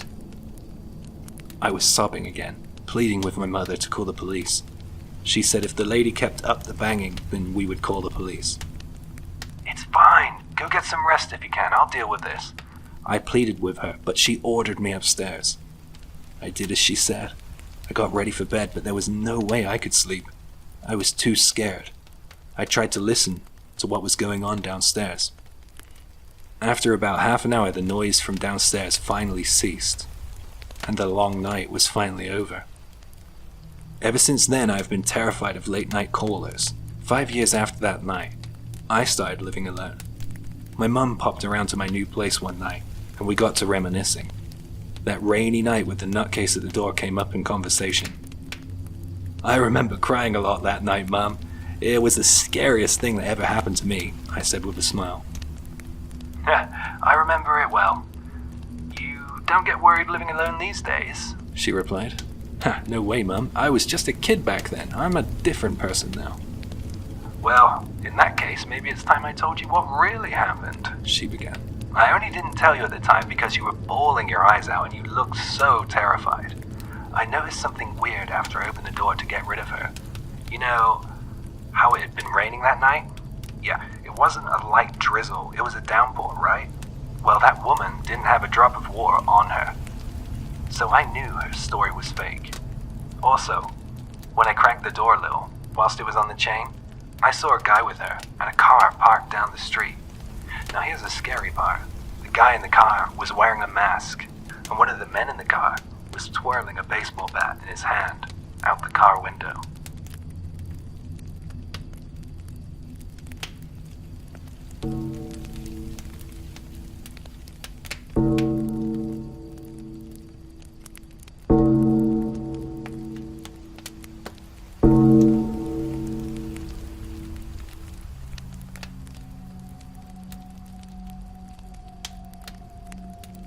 This happened when I was 26 years old. I was working at a pretty big company. I thought that I had it made, you know. I had just graduated from university, and I had landed a really decent job. I quickly realized that not everything was as it seemed. I tried to stick it out, but man, I hated that job. They took advantage of me. Every holiday request I put in was denied, and the hours were way longer than advertised. I saw no progression there, and everyone was horrible. I was exhausted and underappreciated, so I quit. I had to get another job, and pretty quick too, if I wanted to afford rent. I took a temp job in sales. It wasn't as stressful, and it wasn't as respected, but I finally achieved a nice kind of work-life balance. One thing I had to change though was my apartment. I used to live in a pretty swanky place downtown, but I couldn't afford it on the new job's salary, so I had to move somewhere a little bit cheaper. My new place was okay, I guess. I didn't really have as much space, but it was decent enough. But then something strange happened. It happened when I was about a month and a half into my life in that apartment. I got home kind of late that night. I ran a bath while I was heating up my dinner. I took my bath at around 11 p.m. I was relaxing. I had just washed my hair, and I was feeling overheated. I was thirsty. I had a tremendous thirst on, all of a sudden. Since I lived alone, I had no issue to hop out of the bath and run to the fridge to grab something cold. So that's what I did. I opened the bathroom door and froze in place. I couldn't believe my eyes. There were wet footprints on the carpet. I was in the bath the whole time, and it wasn't raining that night, so I couldn't believe it. Those footprints were not mine. I no longer felt overheated. The footprints led from the bathroom outward into the lounge. I wrapped a towel around myself and cautiously followed those footprints. They went from the bathroom, through the lounge, into the hall, and into my bedroom. They seemed to stop at my bed. My first thought was, oh God, someone has broken in and they are hiding under my bed, so I carefully backed out of the dark bedroom and headed into the kitchen. I grabbed a knife from the kitchen to protect myself. I had no idea what would come next. It was an incredibly tense and stressful situation, but I knew I had to react. I had to do something. I summoned all my courage, stormed into my bedroom, hit the lights, and looked under the bed. There was nothing but a pitch-black empty space staring back at me. No one was there. My heart was racing. I couldn't figure out what the hell was going on. I went to the front door and checked that it was locked. It was locked and the chain was on. There was no sign that it had been kicked or tampered with. I was relieved, sure, but the mystery of the wet footprints wasn't resolved. I couldn't escape the fear of the unknown. What the hell was that? I went back to the bathroom, but I couldn't shake the feeling that I wasn't alone. I quickly rinsed my hair off. Man, that was a horrible couple of seconds. I dried my hair, with my back to the wall, terrified yet trying to compose myself. I had to go to bed, but there was simply no way in hell that I would be sleeping in the dark that night. I got into bed and surprisingly, I felt as if I wouldn't have much trouble getting to sleep. I guess I was more tired than I realized. I was finally able to fall asleep. I don't know how long I had been asleep for, but I suddenly woke up. I'm not sure if it was because I slept with the light on that night. I usually sleep in the dark, and it's always hard to stay asleep or fall asleep with the light on for me. It was like it was dark outside still. You know that feeling when you wake up in the middle of the night and you feel as if it's morning, but it's not? I guess it was kind of like that. I heard a faint sound coming from somewhere down the hallway. It was the sound of the bathroom door opening. I gripped the covers as tightly as possible. My fingers must have been turning white with the pressure I was applying. I froze. I was praying that it was just my imagination, but I was wrong. I heard what sounded like footsteps next. The footsteps sounded kind of wet. Whatever that was making that noise and had left those footsteps while I was in the bath was now heading towards the bedroom. I guessed that they were coming towards me, just like the footprints I saw when I got out of the bath. They led from the bathroom, to the lounge, through the hall, and finally to the bedroom. I cannot describe how terrifying that was, hearing footsteps in my home coming from the bathroom. I knew that I was the only person in that apartment. I knew that the doors were locked. I knew that there was no one hiding as I had searched while I was armed. The squelchy footprints seemed to mock my belief in logic. They were absolutely unexplainable. They were paranormal. The footsteps didn't rush or move at what I would describe as a normal pace. It was a stilted and slow pace. At some points, I swear, it was as if 10 seconds had passed between each step. All the while, I was in bed trying to rationalize this, hoping that my brain would guide me to an explanation. I tried to believe that I was wrong, maybe hearing things, maybe it was street noise or even a neighbor, but in my heart I knew that wasn't true. Those footsteps were getting closer and closer, definitely closer. My back was facing my bedroom door and the covers were over my head. I could sense something approaching. It was spring, but it felt like it was midwinter. If I had popped my head out of the safety of my covers, then I would have seen my breath fog. I'm sure of that. The footsteps were getting louder and louder, and I'm in bed, just screwing my eyes shut as tightly as possible. All I could do was just shiver in bed. The footsteps finally approached my bed, and I felt what I can only describe as a cold gaze on my back. I was very, very aware that I wasn't alone. I know this sounds hard to believe, but what can I say? A couple of agonizing seconds go by, and then something happened. The feeling of being glared at, the icy chill in the room, and the footsteps, they all went away. I then heard something shuffle and maneuver itself under my bed. The room was silent except for one sound. It sounded like something held its breath as it seemed to make itself comfortable under my bed. What could I do? I just stayed silent. I couldn't bear the tension, yet I couldn't summon the bravery to move. How long was I like that? I don't know. Maybe a minute? I say that because that minute definitely felt longer than a minute. An hour, maybe 30 minutes? My perception of time was out the window. Then a horrific sound filled the room, a terrible trill. I knew that sound, and it came from my alarm. I hurriedly reached for my phone and turned the alarm off. I don't know why, but all I can say is that when I woke up, I guess I was asleep maybe, I don't even remember falling asleep. Anyway, when I woke up, it was 6 a.m., and I didn't think that there was a presence under the bed anymore. I took the plunge, and I leaned over the side of my bed, my hair touching the ground, and I peered into the space under the bed. Again, there was nothing but darkness looking back at me. It looked like the space under my bed was a little wet, though. I had to move out after that. It was hell. It wasn't ever as bad as that after that night. But on multiple occasions before I left, I heard doors open, drawers open, and the drip, drip, drip of water in the bathroom. I would love to know what happened in there before I got there, but I'm not in a hurry to research it that much. It was terrifying enough.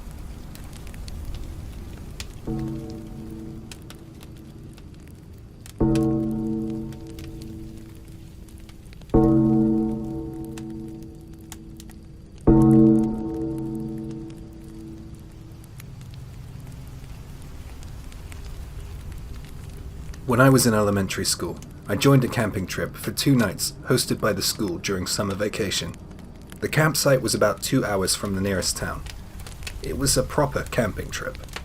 Even though it was technically a campsite, it wasn't very well maintained.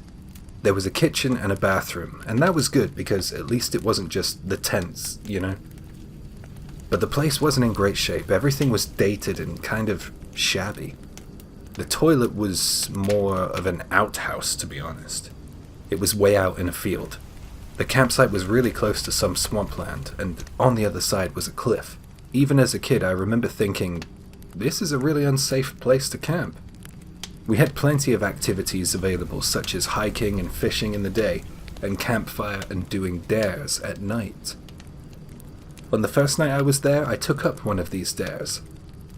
I thought it would be a simple dare, but it was different to the ones I did that age. We call them tests of courage. And, you know, they're not usually this intense. This was a dare that was created by the teachers, by the way. And it went like this. Go into the woods at night without a flashlight alone and stay there for a while. There were rules to this dare too. If you start running or you scream, you'll alert the wild animals and become one of the kids who go missing around here. This is what the teachers said. I can understand that they were trying to make it fun for us, and I'm pretty sure that we were perfectly safe, but looking back on it, I guess that was kind of strange. We were told to stand there, in the woods, with no light, in complete darkness, and in complete silence, until one of the teachers came back to get us.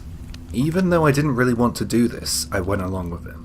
I was somewhere far from home and far from civilization in the mountains.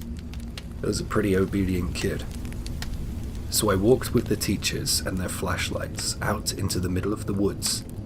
It was so dark, and all I could hear was the sound of insects and the slow sigh of the trees. We got to where I guess was the designated spot, and the teachers' flashlights went off, and I heard them trudge away over broken branches and through thickets of weeds and bush. When that flashlight went off, there was nothing but darkness all around. There should have been other kids close by doing the dare with me, but I couldn't hear anyone else. I couldn't tell if my eyes were open or if they were closed. It was that dark. The air was acrid and warm. It seemed to cling to my skin. I heard the occasional rustle of bushes and the call of the wild. Some unknown animal was barking in the distance. I hoped that it was the distance. It was hard to say if it was near or far. I guess in reality, I was only out there for a few moments, no longer than 5 minutes at tops, I guess. But those moments felt so long. It was so isolating.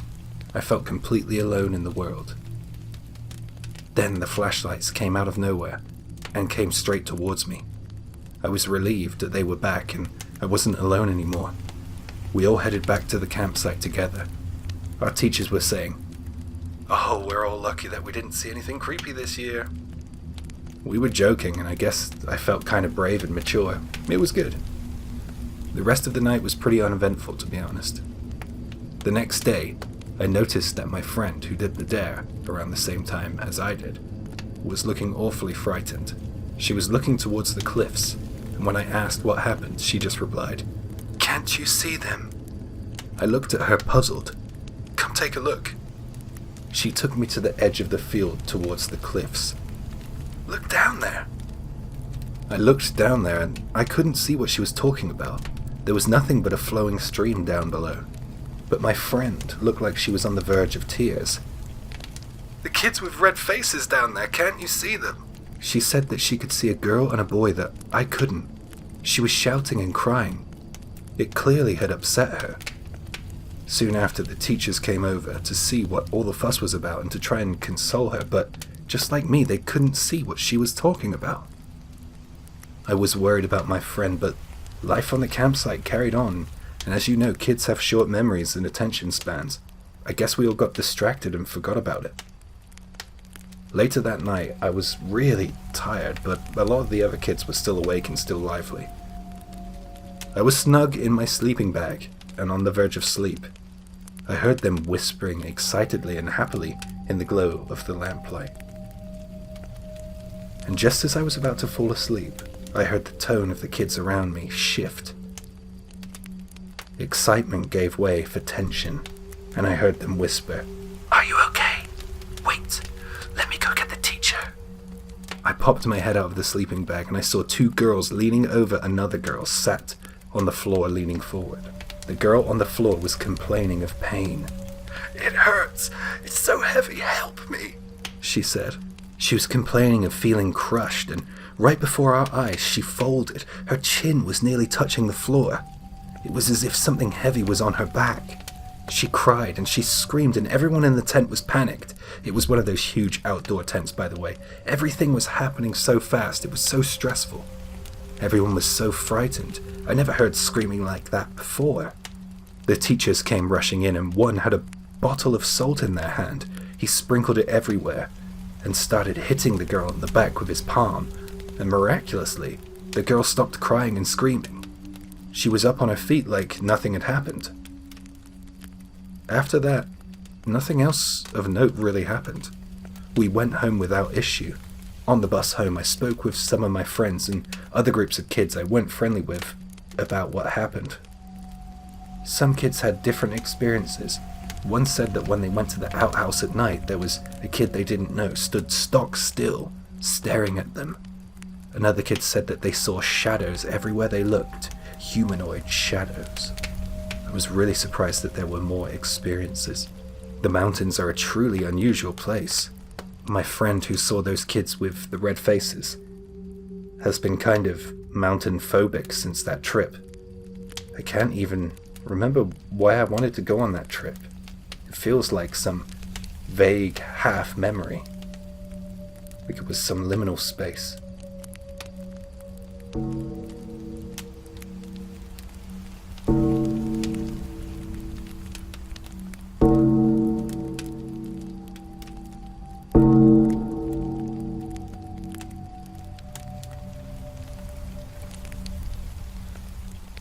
I'll never forget this incident.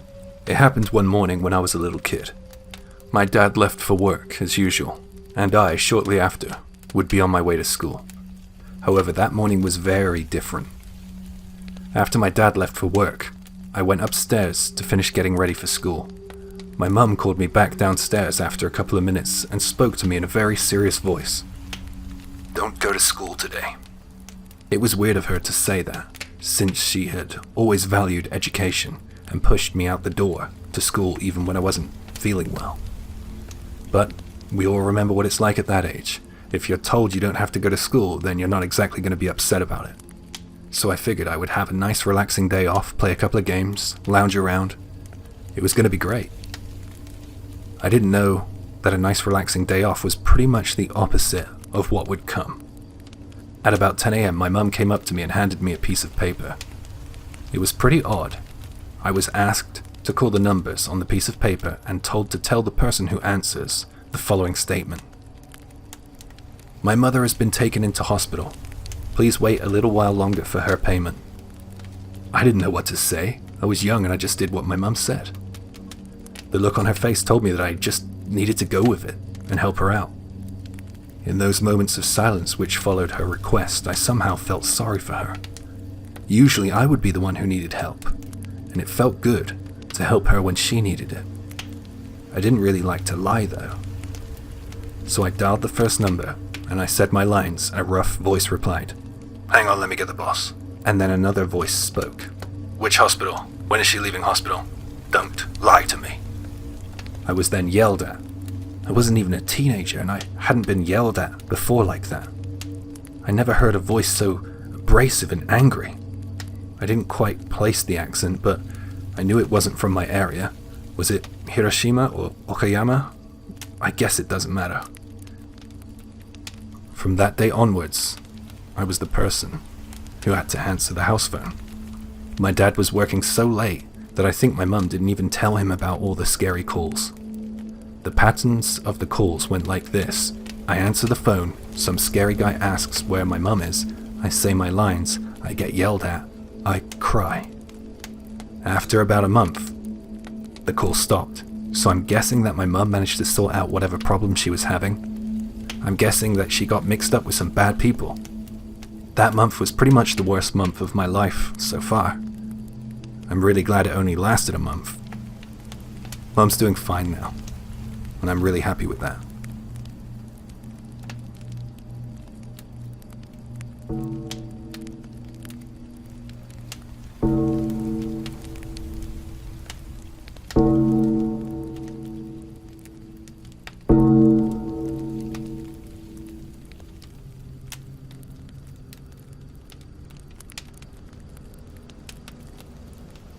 During the summer, on especially hot summer nights, I sleep with the screen door to the balcony open.